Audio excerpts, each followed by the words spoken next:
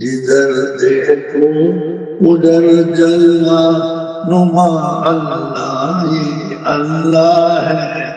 जमीन और आसमां सारा बना अल्लाह ही अल्लाह है। अस्सलामु अलैकुम वरहमतुल्लाहि वबरकातुहू। बिस्मिल्लाहिर रहमानिर रहीम। अल्लाहुम्मा सल्लि अला सय्यिदिना नबीना मौलाना मुहम्मद व अला आलि सय्यिदिना नबीना मौलाना मुहम्मद व सल्लिम अलैहि। நண்பர்களே, தோழர்களே, சகோதரர்களே, உலமாக்களே, உரஃபாக்களே, தாய்மார்களே, சகோதரிகளே, ரமலானுடைய பரக்காத்தில் நாம சில பல கருத்துக்களை இன்றைய காலத்துக்கு ஏற்ப நாம் எப்படி இருந்தால் இந்த ரமலானை எப்படி பயன்படுத்தி கொண்டால் நமது வாழ்வை செழிப்பாக இருக்கும் என்பதை பற்றியும், நம்முடைய எதிர்கால வாழ்க்கை, நம்முடைய சந்ததிகள், குழந்தைகள், இன்னால் அவர்களுடைய வாழ்க்கை செழிப்பாக இருப்பதற்கு நாம் கலந்து பேசுகிறோம். நான் கூட ஏற்கனவே சொன்ன பயான் உங்களுக்கு சொன்னேன். சையதுனா தாவூத் அலைஹிஸ்ஸலாம் அல்லாஹ்ட்ட சொன்னாங்க, எனக்கு கொடுத்த மாதிரி வாழ்வு என் பிள்ளை சுலைமானுக்கு கொடுன்னு சொன்னாங்க.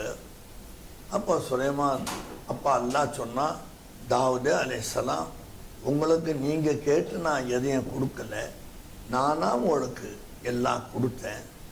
எனவே நீங்கள் உங்கள் மகனுக்கு கொடும்போய் என்கிட்ட சொல்வதை விட உங்கள் மகனுக்கு தக்குவாவை படித்து கொடுங்க அப்படின்னு அல்லாஹ் சொன்ன உடனே தாவூத் அலைஹிஸ்ஸலாம் தக்குவா படித்து கொடுத்தான்.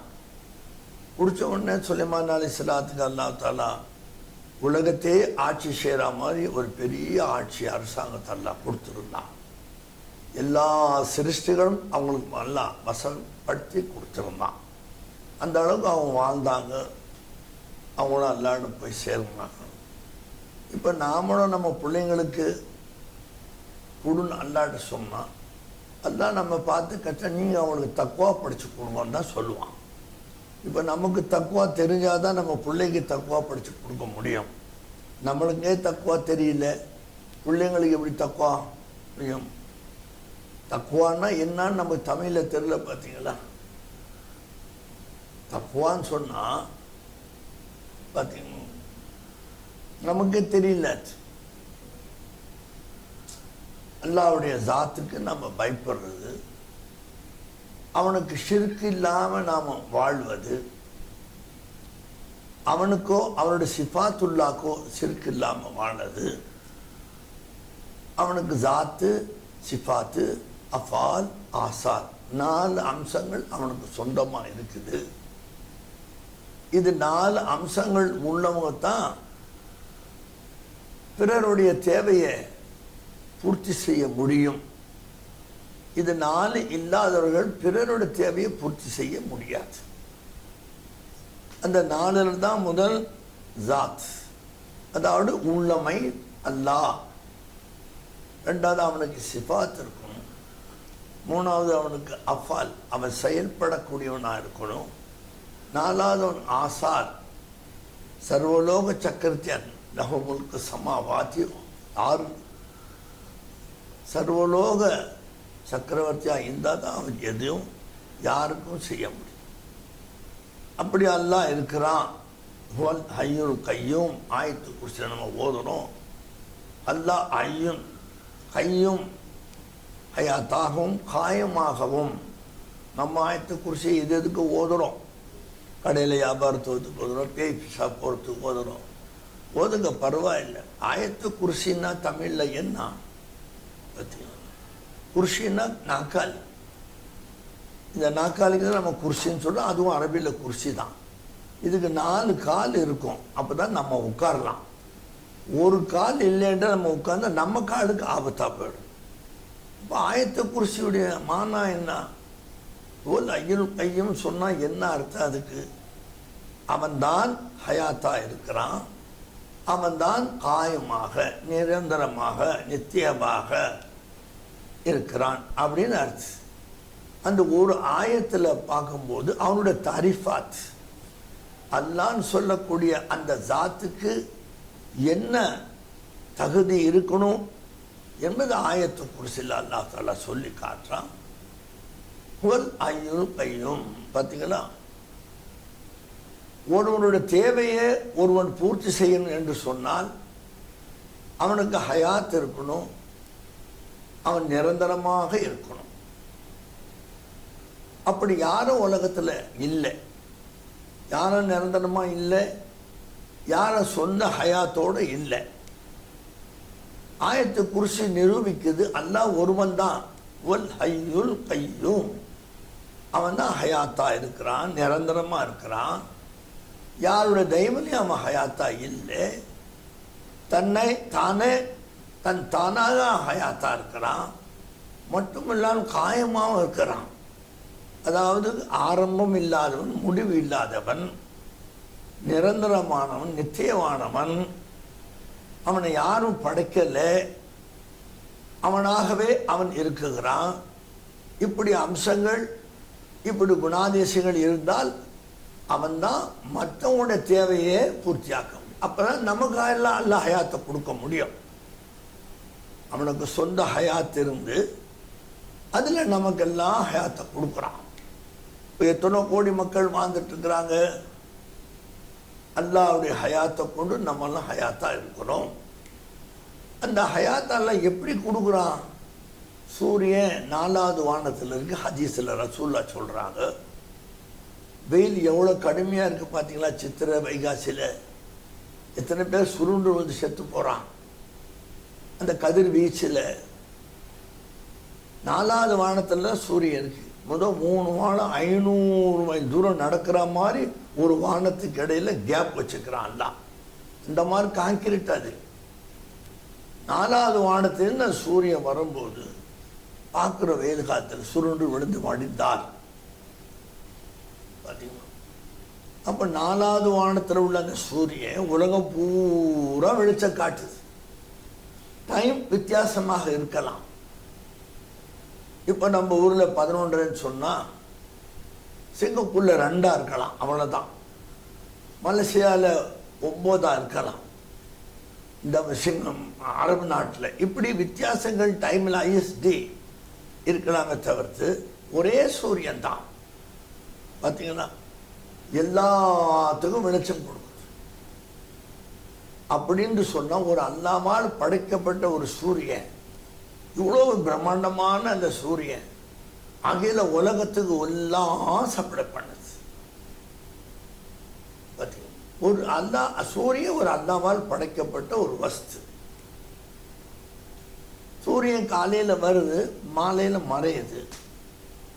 நபி சொன்னாங்க ஸல்லல்லாஹு அலைஹி வஸல்லம், மாலையில் அது மறையில சூரியன் நம்ம சொல்கிறோம் மறைஞ்சதாக. அல்லாஹ்வுக்கு போய் அரிசியில் போய் சுஜூது செய்யுது. அல்லாஹ்வுக்கு சஜிதா செஞ்சு அப்படியே இருக்குது மாலை நேரம். அதை நம்ம மக்ரிப்னு சொல்கிறோம். ஏன் சஜிதா செய்யுது? அது இவ்வளோ பெரிய உலகத்துக்கு அல்லாஹ் என்ன படைச்சு எல்லாம் என்னை எதிர்பார்த்து வாழ்கிற மாதிரி நீ ஆக்கிட்டியே, நான் உனக்கு என்ன நன்றி செய்ய முடியும்னு சஜிதால இருக்கு. மகரிபுன்னு சொல்கிறோமே, அதுக்கு பேர் என்ன? சூரியன் அல்லாஹ்வுக்கு சஜிதால இருக்கு. நீங்கள் மகரிப் வாங்க சொல்கிறீங்க, தொழுகிறோம், அதுதான் பிரச்சனை. ஆனால் பிறகு காலையில் அதை அப்படி அனுமதி கொடுக்குறான். ஏன்னா அனுமதி கொடுக்காம சூரியன் தானாக வராது. மழை காலத்தில் மாதக்கணக்கில் சூரியன் எங்கே இருக்குது? அது யாரும் மறைச்சா, எப்படி மறைச்சா, யாரால் மறைக்க முடியும்? அப்போ அல்லாஹ் சஜிதா செஞ்சு நன்றியை சொல்கிறதுக்காக மறுபடியும் அதை வெளியில் கொண்டான்.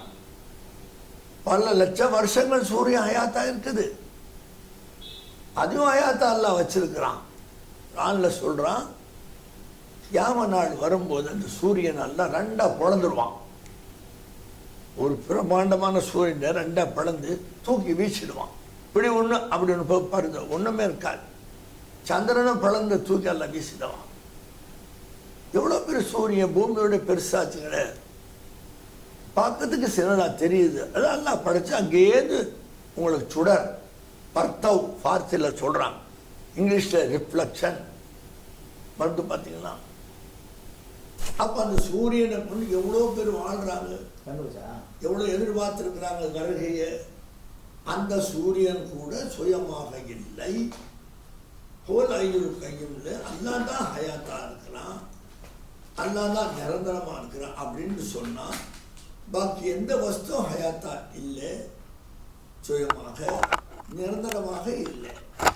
காலையில் வரக்கூடிய சூரியன் சாயந்தரம் மறைஞ்சு போகுது, சாயந்தரம் வரக்கூடிய நல்லா காலையில் மறைஞ்சு போகுது. ஃபனா பக்காதான் ஒவ்வொன்றும் அழியுது, பிறகு உண்டாக்குது. ஃபானி சிஸ் எல்லாம் அழியக்கூடிய வஸ்தா தான் இருக்குது. இந்த மாதிரிலாம் அல்லாஹ் கொண்டு வந்து நம்முடைய தேவையை பூர்த்தியாக்கிறதுக்காக எவ்வளோ கோடி வஸ்துக்கள் எல்லாம் படைச்சிருக்கிறான். அது நம்ம தேவைகளை அது பூர்த்தியாக்குது. அதுதான் பெருமானார் ஸல்லல்லாஹு அலைஹி வஸல்லம் நுபுவத்து வந்த பிறகு எந்த தொழுகையும் இல்லைங்க. நபி மேராஜுக்கு போகிற அந்த கேப்பில் 12-13 வருஷத்தில் ஒரு தொழுகை கிடையாது, ஒரு நோன்பு கிடையாது, ஒரு ஜகாத்து கிடையாது, ஒரு ஹஜ்ஜு கிடையாது. பாருங்க, குர்ஆன் சில பாருங்க, மேராஜுக்கு போயிட்டு வந்தாங்களே, தொழுகை வாங்கிட்டு வந்தாங்க. ஆனால் 40 நுபுவத்து வந்த பிறகு நபி ஸல்லல்லாஹு அலைஹி வஸல்லம் மேராஜுக்கு போகிற வரைக்கும் சுமார் 12-13 வருஷமாக தொழுகை சொல்லலை, தொழுகை இல்லை. அந்த 12 வருஷத்துக்கு இடையில கச்சிதானாக போயிட்டாங்க. எவ்வளோ சஹாபாக்கள் இறந்து போயிட்டாங்க. அவங்களாம் தொழுகையில் நோன்பு வைக்கல, ஜக்காத் ஹஜ் கிடையாது. ஏன்னா தொழுகை கடமை 52ல் 40லே நுபுவத்து அல்லாஹ் தஆலா கொடுத்து பகிரங்கப்படுத்த சொல்லிட்டான். அந்த நுபுவத்து காலத்தில் நபி என்ன செஞ்சாங்க கொஞ்சம் நீங்கள் யோசனை பண்ணி பாருங்க. 12 வருஷம் என்ன தொழுகை இருந்துச்சா? மேராஜுக்கு போயிட்டு வந்தால் அந்த தொழுகை, அதுக்கு அடுத்த வருஷம் தானே உங்களுக்கு நோம்பு, அதுக்கு அடுத்த வருஷம் தானே அடுத்த வருஷம் ஜக்காத்து, ஒவ்வொரு வருஷம் தள்ளி தானே வந்துச்சு. அப்போ 40 நுபுவத்து அல்லாஹ் கொடுத்தா அப்படின்னு சொல்லக்கூடாது, தப்பு. அது நபி நபியாக தான் இருந்தாங்க. அல்லாஹ் சொன்னால் இனிமேல் நீங்கள் முஹம்மது ஸல்லல்லாஹு அலைஹி வஸல்லம் நபின்னு டிக்ளேர் பண்ணுங்க, பிரகடனப்படுத்துகிற நான் நபி தான் அப்படின்னு சொன்னது தான் 40ல். நீங்கள் என்ன முடிச்ச நபி 40ஆவது வயசு நபி விட்டாங்க, மதரசாவில் ஓதி 7வது வயசில் பட்டம், 10வது வயசில் ஃபாசில், அப்படி டிகிரி இல்லை. அது அந்த மாதிரி கோர்ஸ் இல்லை. நுபுவத் அல்லாஹ்வால் கொடுக்கப்பட்டது. அந்த நபி மறைச்சு வச்சிருந்தான், யார்கிட்ட சொல்லல. அமீன் ஒரு பேர் அவங்களுக்கு கொடுத்துருந்தான். மக்கள் நம்பிக்கையாளர், சாதிக்குல் வாத், உண்மை பேசக்கூடியவர். இப்படிலாம் அந்த காலத்தில் வந்த குஃபார்கள், முஷ்ரிக்கீன்கள் எல்லாம் அவங்களை அப்படி நம்பி வாழ்வாங்க. அப்படிதான் வாழ்ந்து நல்ல பேர் எடுத்துக்கொண்டு இருந்தாங்க. நபியாக தான் இருந்தாங்க, நபி என்று சொல்லாமல் இருந்தாங்க. 40வது வயசில் நவீன் டிக்ளேர் பண்ணான்.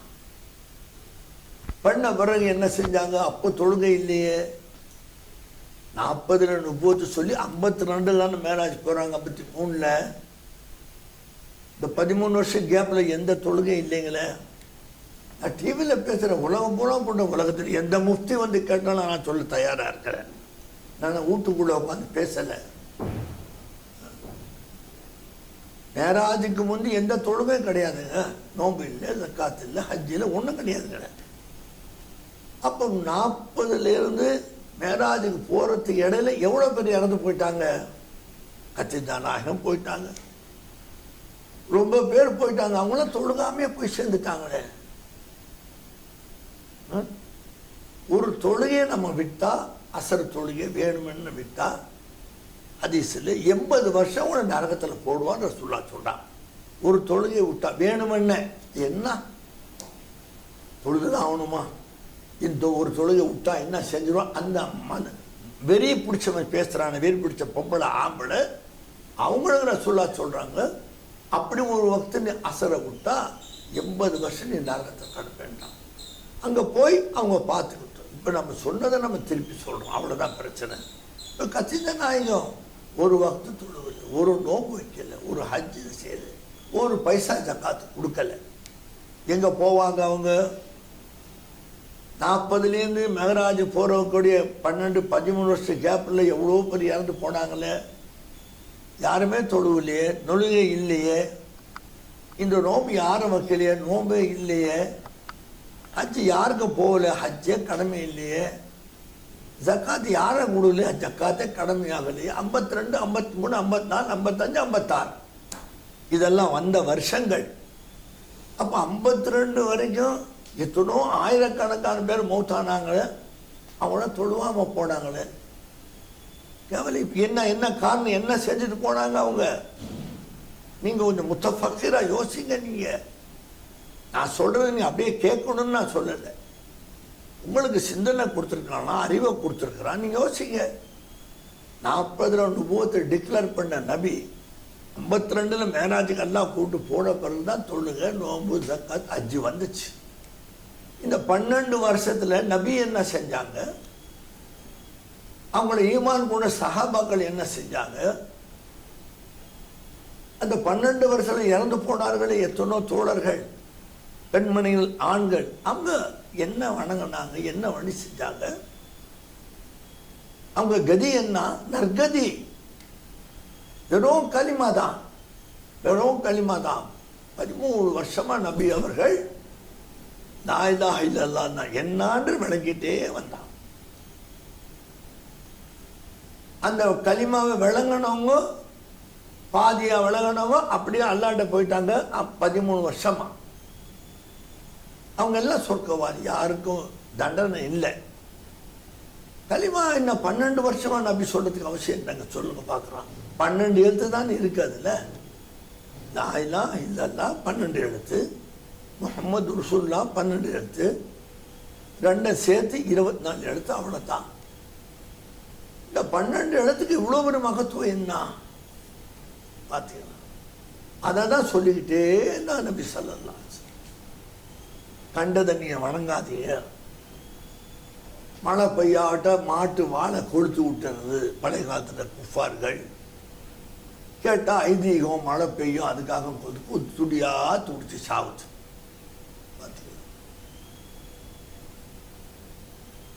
நாகப்பாம்புக்கு பாலை வாக்குறது, அதை வணங்குறது. காரணம் நம்மளை கொட்டாது,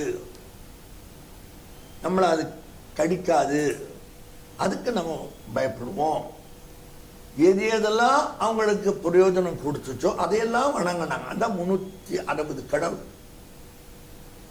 எது எதெல்லாம் லாபம் கொடுத்தோ அதையே அந்த மக்கள் வணங்கினாங்க. எது எதெல்லாம் துன்பம் கொடுத்துச்சோ அதையே அவங்க வணங்கினாங்க. பெண்ணாக தேவதைன்னா என்ன, சூரிய நமஸ்காரம் என்ன, பூமாதேவி என்ன, கோமாதேவி என்ன, இதெல்லாம் அவர்களுக்கு நன்மையை கொடுத்ததோ அவங்களுக்கு துன்பம் கொடுக்கறதையும் அவங்க வணங்கினாங்க. லா இலாஹ இல்லல்லாஹ் நபி சொன்னாங்க, வணங்காதீர்கள் அல்லாஹ் ஒருத்தனை தவிர. அவன் தான் உங்களுக்கு தேவையை பூர்த்தி செய்கிறான், அவன் தான் உங்களுக்கு லாபம் நஷ்டத்தை கொடுக்குறான் அப்படின்னு விளக்கி சொல்ல சொல்ல சொல்ல சொல்ல அந்த விளக்கம் சஹாபாவுக்கு வந்து வந்து வந்து வந்து அப்படியா அப்படின்னா என்ன அர்த்தம்? இப்போ நான் இருக்கிறேன், என் குடும்ப செலவுக்கு மாசத்துக்கு ஒரு 1 லட்சம் ரூபா வெளிநாட்டிலேருந்து யாரும் அனுப்புகிறார். நான் சுகமாக வாங்கி குடும்பத்தோடு வாழ்ந்து கொண்டிருக்கிறேன். எனக்கு ஒரு ஆசை வராதுங்களா? யாரா அந்த மனுஷன் நம்ம குடும்பத்துக்கு தேவையான காசு அப்படியே அனுப்புகிறாரு, ஒரு மாதம் விடாமல் அனுப்புகிறாரு அப்படின்னு அவரை பார்க்கறதுக்கு ஆசை வராதுங்களா? என்னைக்காவது அவர் வந்தா நம்ம வீட்டில் வச்சு அவருக்கு நன்றி செய்யணும் ஒரு எண்ணம் வராதுங்களா? வரதானே செய்யும். அந்த மாதிரி அந்த தேவையை அல்லாஹ் பூர்த்தியாக்கிற நபி சொல்ல சொல்ல சொல்ல எந்த வஸ்துவும் உனக்கு பாம்பு உன்னை கொட்டோன்னு நினைக்காது. எத்தனோ பாம்பு செத்து போச்சு நம்பியோட காலத்தில், அது சாவடிச்சது யாரு? எத்தனோ மாடு போயிடுச்சு, அதை கொன்றது யாரு? எத்தனோ விஷ ஜந்துக்கள் செத்து போச்சு, அதை கொன்றவன் யார்? அவன் தான் மாபூத், அவன் தான் இலா. அதே செத்து போச்சு, அதை போய் நீ பயந்துக்கிட்டு அதுக்கு வணங்கிட்டு இருக்கிற எப்படி? இது அக்கல் வேலை செய்யலையா? ஒன்றும் செய்யாது. ஆயிஷா நாயகத்து வீட்டுக்கு ஒரு பாம்பு வந்துடுச்சு, நல்ல பாம்பு. உடனே பெண்கள்லாம் சேர்ந்து அதை அடிச்சுட்டாங்க. உடனே ஜின்னு கூட்டம் வந்தான். ஆயிஷா, இந்த உம்மத்துடைய தாயே, நாங்கள் ஜின்னுகள் வந்திருக்கோம். இப்போ வந்து அந்த நல்ல பாம்பு ஜின்னு தான் உங்களுக்கு தெரியுமே, பார்த்தீங்களா? அதனால தான் நாங்கள் தேவதைங்கிறான். என்ன ஜின்னு நல்ல பாம்பு சுரத்தில் வரும், எல்லா நல்ல பாம்பு இல்லை, நீங்கள் அதை அடிச்சிட்டீங்களே அப்படி. அப்போ ஆயிஷா நாயகி சொன்னாங்க, ஜிப்ரைல் அலைஹிஸ்ஸலாம் அல்லாட்டையும் தூது கொண்டு வரும்போது நாங்கள்லாம் நபிக்கிட்ட இருந்தால் உள்ளே வரமாட்டாங்க. நாங்கள் ஒதுங்கி போன பிறகு தான் ஜிப்ரைல் உள்ளே வந்து ரசூலுல்லாஹ்க்கு வஹி சொல்லுவாங்க. ஆமாம், ஜின்னு அப்படி இருக்க இந்த பாம்பு எப்படி உள்ளே வந்துச்சு ஜின்னு? நான் ஆயிஷா நாயகி அது தெரியவே, அந்த பாம்புக்கு நல்லா தெரியும். அதனால அதை அடித்தோம், மீறி வந்தா. அப்போ நபி என்ன சொன்னாங்க, நல்ல பாம்பு உங்கள் வீட்டுக்கு வந்துட்டா எல்லாம் காப்பாற்றணும், நீங்கள் ஜின்னா இருந்தால் போயிடுங்க. பார்த்தீங்களா, அப்படி போகிறது, ஜின்னா இருந்தால் போயிடுங்க, நீங்கள் ஜின்னா இருந்தால் போயிடுங்க. 3 தடவை சொல்லுங்க, அது எங்கன்னா பூந்து ஓடி போயிடும். 3 தடவை சொல்லி அது போகல, அடிச்சு கொள்ளுங்க. பார்த்தீங்களா, வெள்ளிக்கிழமை நல்ல பாம்பு அடிக்காதுங்க. ஏன், என்ன காரணம்?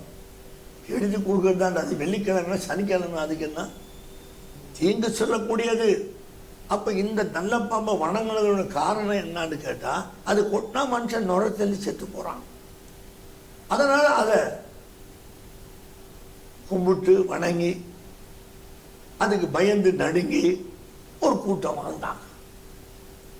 பசுமாடு பால் கொடுக்குது, சுப்ஹானல்லாஹ். சாப்பிட்றது வைக்க போகிற உன்னாக்கு அழகான பசுமால், பதனமான பசுமால் கொடுக்குது. கோமாதான் இல்லைங்களா? அது வாஸ்தவம் தான், உண்மை தான், சந்தேகமே இல்லை.